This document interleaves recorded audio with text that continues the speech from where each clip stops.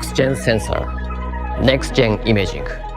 Sony a dévoilé ses nouveaux smartphones, les Xperia 1 Mark V et 10 Mark V, et dans cette vidéo, je vous propose de découvrir les principales caractéristiques et fonctionnalités de chacun d'eux. Le nouveau Xperia 1 Mark V change peu niveau design, les différences notables sont un nouveau dos en verre, avec une finition texturée et plutôt originale, à la fois esthétique et normalement plus durable, elle promet d'améliorer la prise en main et se distingue par son élégance. On peut observer également les tranches rainurées maintenant, inspirées de ce qui se fait sur le Xperia Pro I. On retrouve toujours un grand écran, mais plus lumineux, 2 fois plus par rapport à son prédécesseur. Le module photo a revu ses dimensions à la hausse, il est doté notamment du nouveau capteur X-More-T pour mobile, avec en prime de meilleures capacités de calcul. Grâce à ce capteur, le Xperia 1 Mark V permet de prendre des photos en faible éclairage, avec moins de bruit et une plage dynamique plus large, mais aussi avec plus de facilité, surtout maintenant assisté d'un mode nuit bienvenu. Ce capteur révolutionnaire est doté de l'innovante technologie de pixels à 2 couches de transistors, une pour la photodiode et une pour le phototransistor, offrant des performances supérieures à son prédécesseur, en conditions de faible éclairage et donc avec un bruit considérablement réduit. En vidéo, on a le droit maintenant à S-Cinetone pour mobile, célèbre profil d'image présent sur les caméras Sony, offrant des vidéos avec des couleurs réalistes et nécessitant peu ou aucune retouche. Les 3 objectifs de l'appareil photo prennent toujours en charge la prise de vue en rafale jusqu'à 30 images par seconde, l'autofocus sur les yeux, le suivi en temps réel et l'enregistrement vidéo en 4K HDR jusqu'à 120 images par seconde. Pour le Xperia 10 Mark V,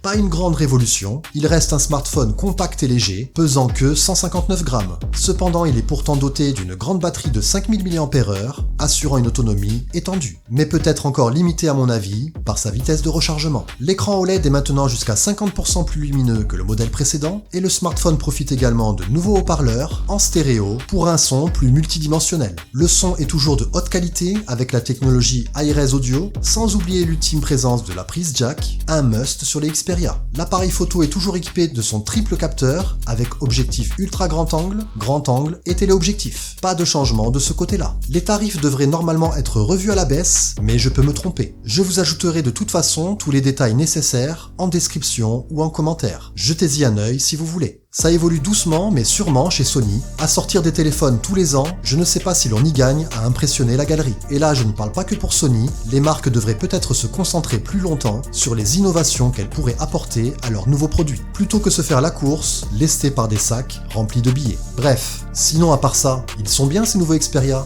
non ?